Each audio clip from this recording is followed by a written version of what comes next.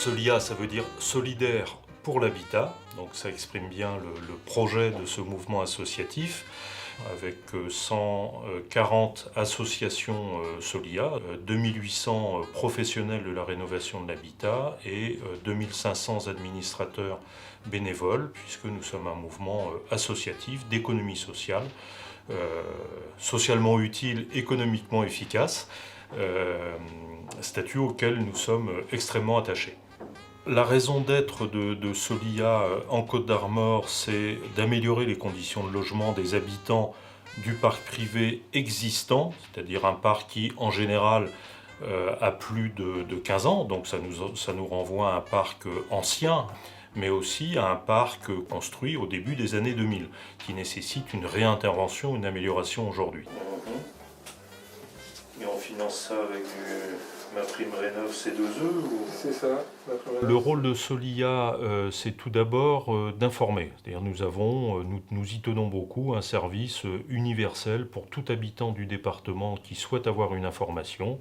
Ça paraît évident de le dire, mais ça n'est pas le cas partout, y compris dans certains services publics. Le numéro d'appel de Solia est gratuit et nous apportons un conseil gratuit à chacun, à distance, au téléphone déjà, pour étudier les droits des personnes qui cherchent un accompagnement, un soutien ou une aide.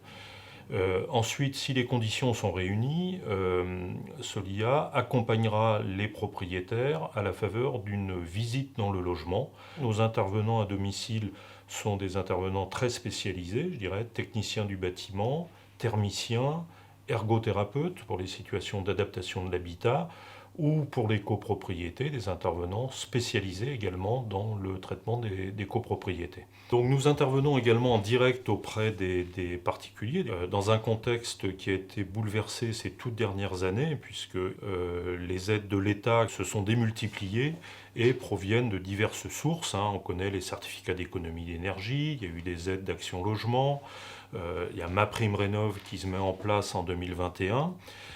Tout cela conduit à stimuler énormément la demande des propriétaires, à créer une sorte de fébrilité autour de ces aides, mais dans un contexte extrêmement confus où les propriétaires n'arrivent plus à s'y retrouver et ont beaucoup de mal à discerner les acteurs intéressés par la vente d'un produit ou d'un service de ceux qui vont relever plutôt de l'action publique, publique ou parapublique, et qui chercheront plutôt à leur apporter un conseil neutre, objectif, qualifié sur leur projet, pour ensuite les orienter vers les différents systèmes d'aide qui très souvent peuvent se cumuler entre eux.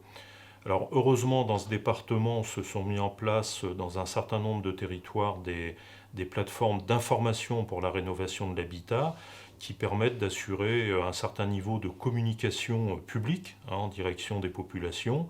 N'oublions pas que nous avons quand même beaucoup de ménages à ressources modestes dans le département qui ne peuvent pas se permettre de faire des travaux inconsidérés. Les budgets sont limités, il faut des aides pour faire les travaux nécessaires et ces personnes-là n'ont pas le droit de se tromper, je dirais, sur le service qui leur est apporté.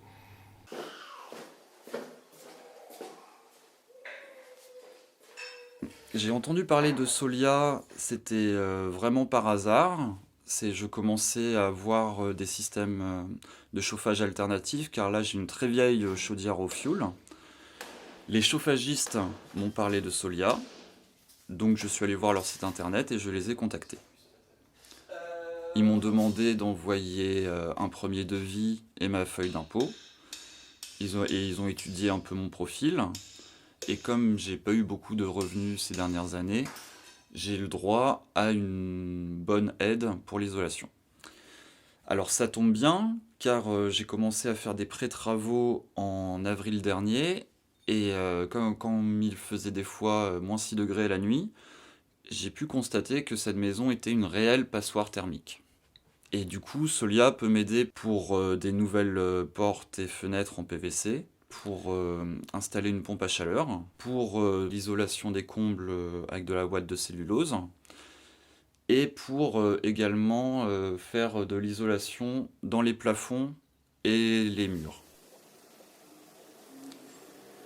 Concrètement, comme j'ai le maximum des aides, Je suis à peu près à moins 60%. Par contre, il y a des obligations, c'est que je n'ai pas le droit de louer et je n'ai pas le droit de revendre avant 6 ans. Car évidemment, c'est un coup de pouce du département pour t'aider à t'installer ici. Solia est un mouvement national, mais ce sont des associations qui elles-mêmes sont en perpétuel mouvement pour s'adapter à l'évolution des besoins des populations, à l'évolution des systèmes d'aide notamment, ou des contextes territoriaux. Donc Solia bouge en Bretagne. Notre projet à court terme en 2021, c'est la fusion régionale de nos associations départementales. Alors nous conserverons les socles départementaux et des équipes de professionnels en proximité des territoires et de leurs habitants, mais l'idée c'est de gagner en force, en performance, et de viser un objectif dans le terme le plus court possible d'accompagnement de 6 000 projets par an en Bretagne, là où nous en traitons isolément 4 500 aujourd'hui.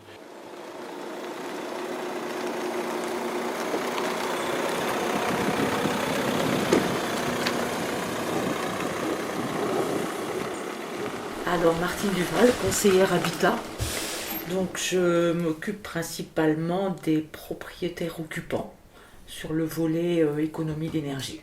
Et j'assure les permanences. Et ces permanences ont lieu le premier mardi de chaque mois, de 10h à midi. Elles sont très fréquentées. Et donc les gens s'y rendent et là on peut étudier au cas par cas les aides possibles pour des travaux envisagés par les propriétaires. Et ensuite, des visites sont réalisées sur place et une étude thermique est réalisée par l'ALECOB pour déterminer donc la recevabilité du dossier. La demande est là, les besoins des populations sont là, il y a énormément de logements qui ont besoin d'être améliorés.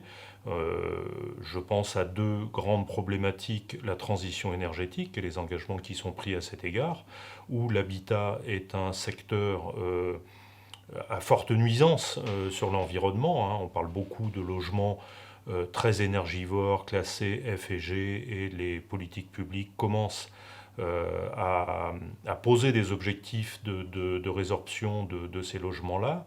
Par ailleurs, la transition démographique avec un vieillissement de la population, avec un enjeu, comment rester le plus longtemps possible et le plus sûrement possible au domicile dans la dernière partie de sa vie. Donc voilà, ce sont des défis pour nous. Il faut apporter des réponses encore plus pointues, plus individualisées, plus professionnelles à un plus grand nombre d'habitants. Aujourd'hui, ce sur quoi nous travaillons en matière de renforcement des proximités, c'est quitter un peu les villes-préfectures dans lesquelles sont implantées nos équipes, être plus proche peut-être du terrain. C'est aussi renforcer nos expertises de calibre régional sur des problématiques comme la copropriété, les études auprès des collectivités territoriales, la lutte contre la vacance, qui est une thématique aujourd'hui importante portée par les collectivités locales. Nous aurons besoin d'expertise de calibre régional.